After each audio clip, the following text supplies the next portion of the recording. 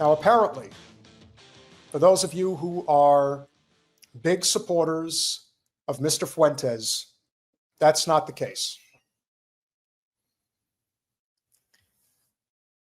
There are many reasons why he's crashing out on Candace. I think in part, it's jealousy. He may be 27, but he acts 17. And I think terminally online individuals can end up doing what they're doing. And in his case, he occasionally will drop the veil, and you'll see exactly who he really is. Now, I ask anybody here what anybody believes of Nick Fuentes, and I am not here to tell you to dismiss him, to judge him, or pick sides. I only ask you to listen to his words. Listen to what he says. Listen to what he stands for. Because the one thing that we always point out, always, is the truth. And sometimes the truth is too much for people to handle because you are only willing to go up to a certain point.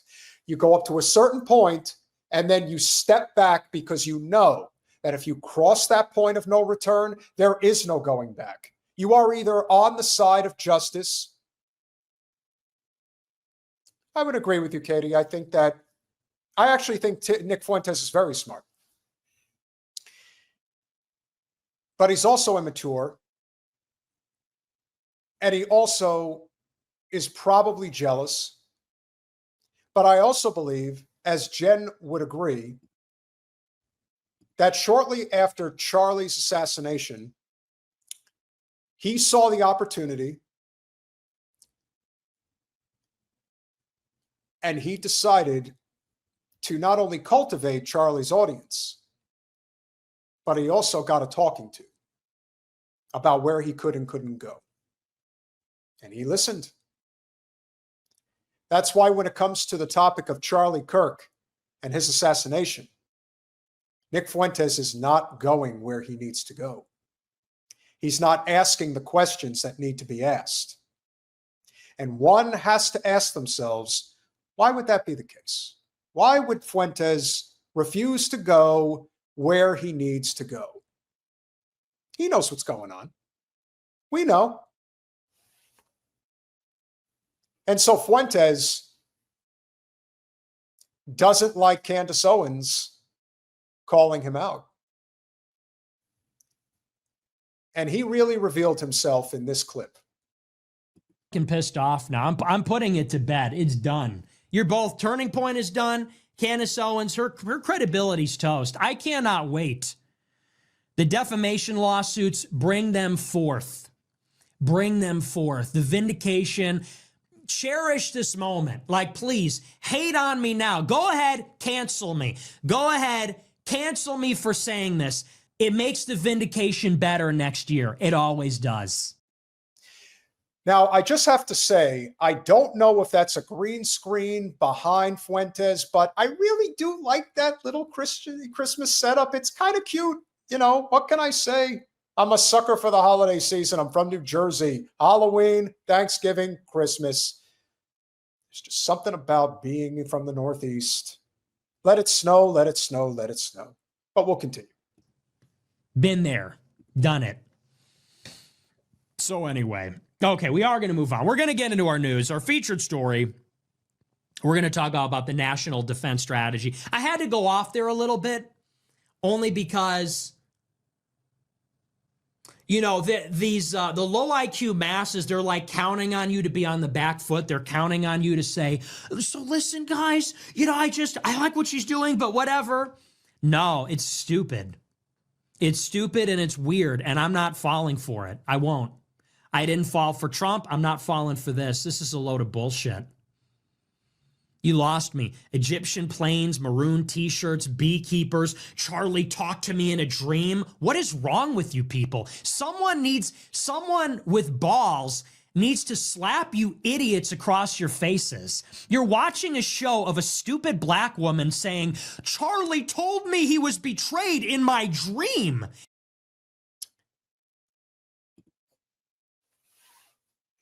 Candace is not stupid. It doesn't matter that she's black, although for some people, apparently it does. And what we have found, again, this brings our conversations full circle, particularly with our friend James Lee. Where do you think Candace was getting all of her information from regarding what was going on at the airport, what was going on with the Google searches? She was citing James Lee's investigative journalism. So we are less than a Kevin Bacon extension away from this story. And Fuentes is suggesting that there's nothing there. Okay. People have premonitions in their dreams all the time, and they, in many cases, tend to be correct depending on how deep-seated the memory actually is. There's a subliminal messaging that goes on when you sleep. Sometimes you hear something in your dream, and then you wake up and you verify it, and it's correct. Now, that's not to say that the way Candace may have been describing a vivid dream she had about Charlie, that's the reason. But we have seen that what she's doing is an absolute good. Now, I do believe that she is on a personal mission, on the one hand, because of her friend being killed. And on the other hand, she's probably been around these Zio billionaires and she hates them because they all call her behind, I can't say the word, but you know what I mean. She knows what they think of her. And that's why little Nikki here is referring to her in this context by saying that she's a Why? Because the true colors come out when you get mad. Why he's mad? I don't know. But again, this comes up to, where's the line? What line can I not cross? You can't cross the line when it comes to questioning Israel's involvement in Charlie's assassination. Why? Because there are hundreds of millions, if not billions, billion with a B, dollars invested in cultivating the youth to support the state of Israel. And if it turns out that the state of Israel was involved in Charlie's assassination, that is the end of Turning Point USA. And that is the end of any Christian nationalist organization trying to cultivate voters to support Israel. Maybe you'll get the older voters that'll still come on board with that shit, but those days are dwindling fast. Very fast. So what Nick's trying to do here, I don't know. But he's really revealing himself, and this is just getting started. And you idiots are saying, well, sometimes dreams are very powerful. You fucking idiot. What happened to you people? Seriously, we used to be the smart ones. Anti-Semitism used to be smart and ahead of the curve. If you were saying Jews did 9/11, Jews brought us into Iraq, we know what we're talking about. We know the names and we know what's going on. And now you got all these stupid idiots watching the show saying, but Nick, Candace said that Charlie confessed to her in a dream. I don't even believe what I'm hearing when I hear that stuff. I don't even believe what you're saying. Because if Candace even said anything to that effect, again, part of it is always tongue-in-cheek. It's not like she just picks this stuff up out of nowhere. She is very adamant about the fact that she asks her people, of which she has over 5 million subscribers, to be sleuths, to be on-the-ground reporters, real journalism. You know what that is? Not anything Nick would know anything about because he just talks into a microphone for a living. But Candace, she actually has her people go out there and do actual on-the-ground reporting. get what you can and always do it anonymously to protect yourself. She has a private tip line. She makes sure that it's secure. It's probably international.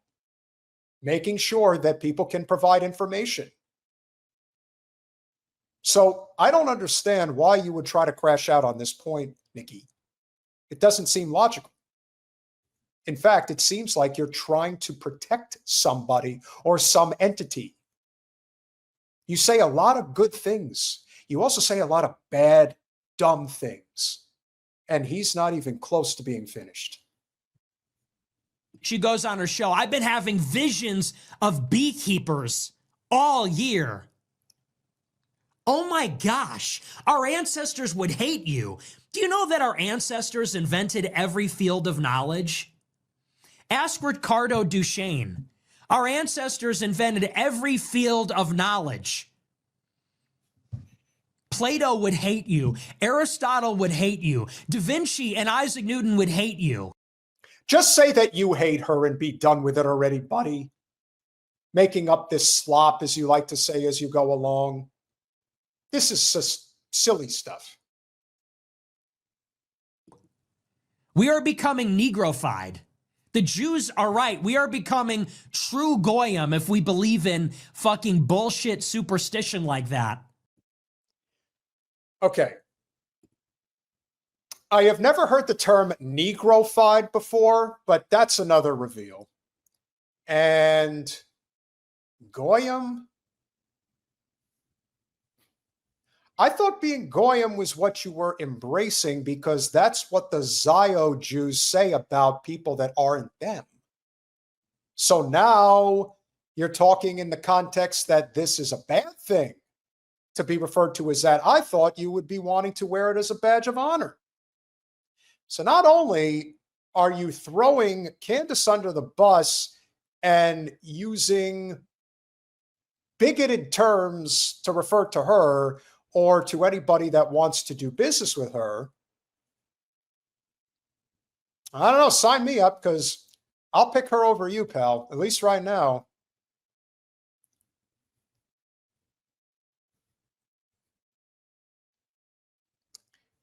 Very sad, immature. But does Negrofied mean being more like the people closer to the center of the effing earth? Guy, this is why I can't talk about this MFer. I don't blame you because right now he's showing his whole ass. And for anybody who is, and there's always going to be people that support him that think that this is appropriate. Okay. We'll agree to disagree because this isn't correct at all. This is pathetic. Basing it about this is just sad. And it's cope.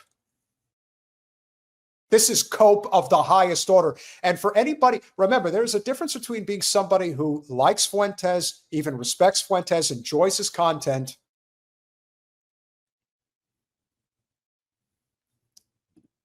that's a good one. Hey! Just understand that, as we said, if you move up to a line and you have to make a decision about whether you will cross it or you will retreat from it, Nick is retreating from one of the most important lines that you must cross if you're trying to end the Zio state's physiological control over our daily lives. Because they got us up here and here.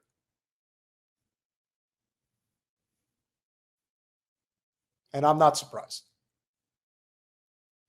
There is such thing as crashing out so badly that you basically wreck your entire industry. Whatever you've built, people will not be able to look at you the same again.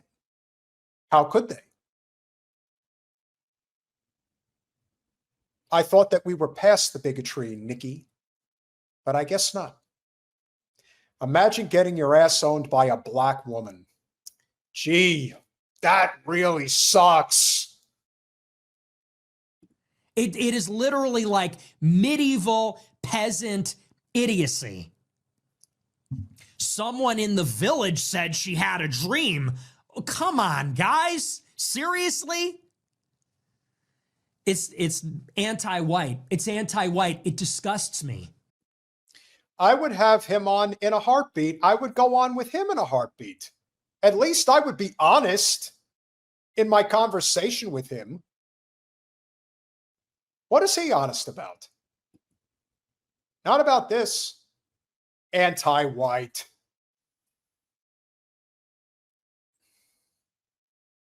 Let me assure you of somebody who's not anti-white. That's Candace Owens. She's definitely not anti-white. I think we again can all agree that Candace Owens, who is black, I'm pretty sure she's black, but isn't anti-white. I think that's a safe bet. I don't know how the chat feels, but I'm putting my money down on that statement. It disgusts me.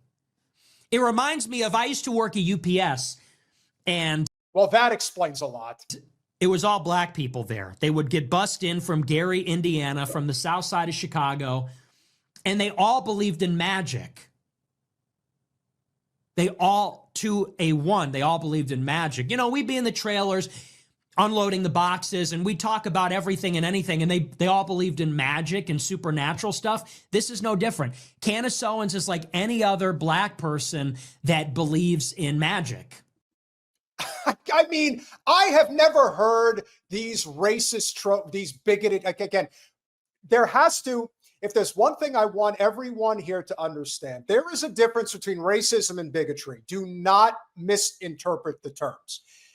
What he's saying right now is full-on bigotry. It's not racism in the truest sense in terms of what that means.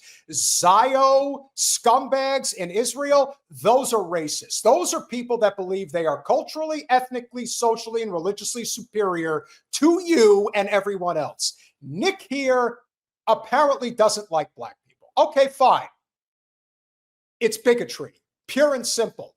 That trope, I mean, again, just the fact that he worked at UPS, and like I said, that does explain a lot. I'm not really going to get into that now, but just trust me when I tell you, for him to go there, wow.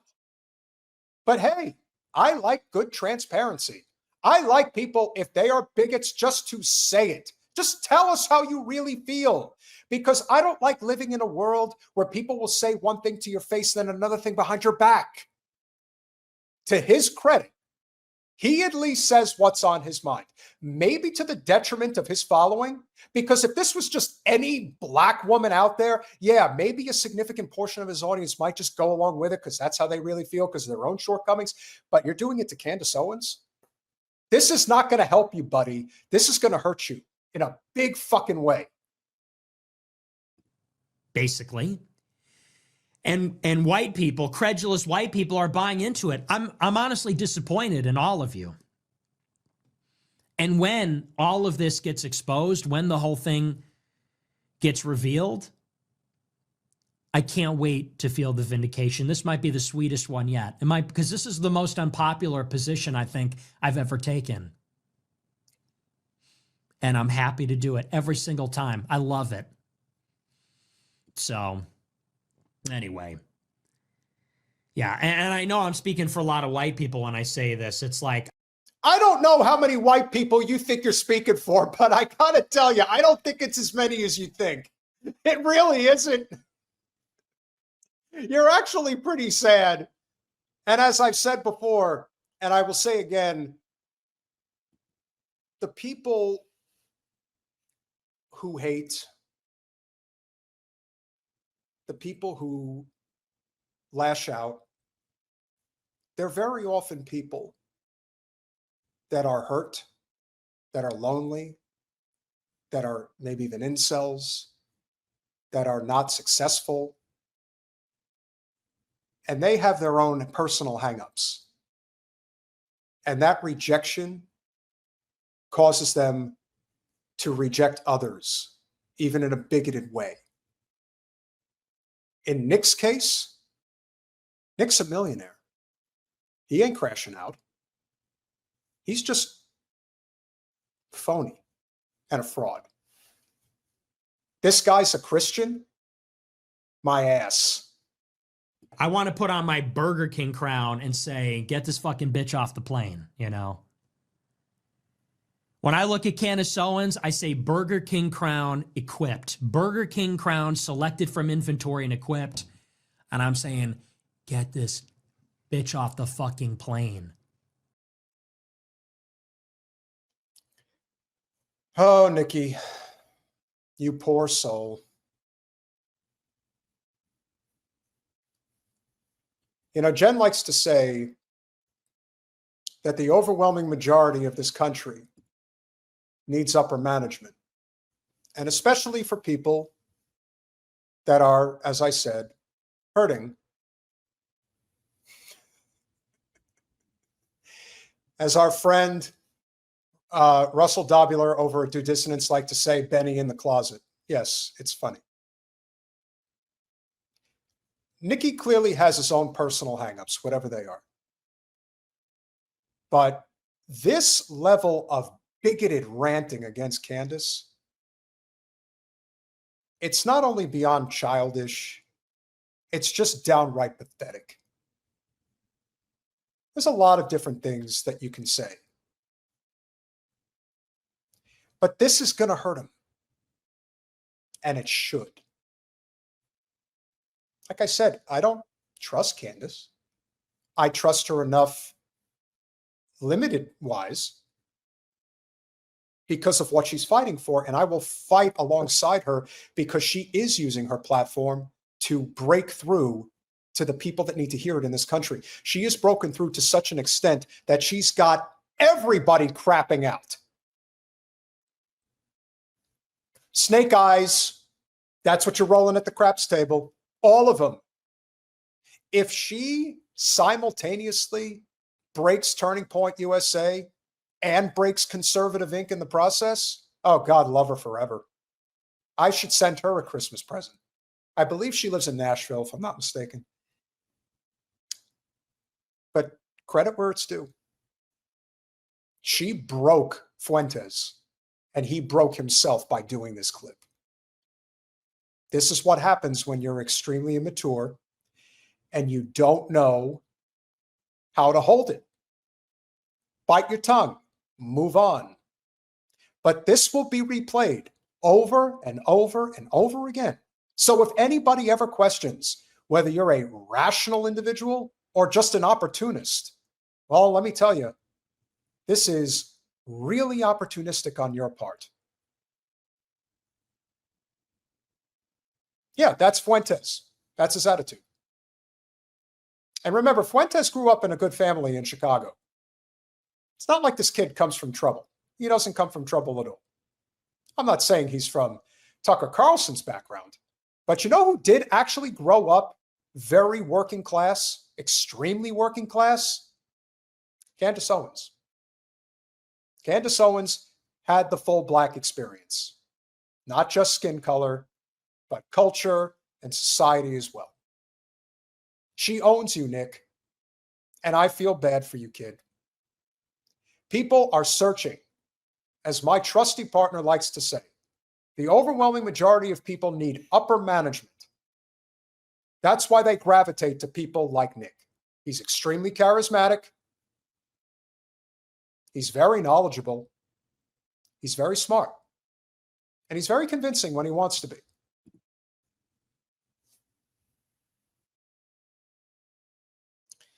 But he's also somebody that harbors a lot of hatred. And whether that's because he holds it in, and that's what he's fighting on the front lines, in his own mind anyway. But just know, there are lines he won't cross. And this was a big one. And now he compounded it by going after Candace in the most petty, childish, humiliating, bigoted way possible. And it will not soon be forgotten, nor should it be.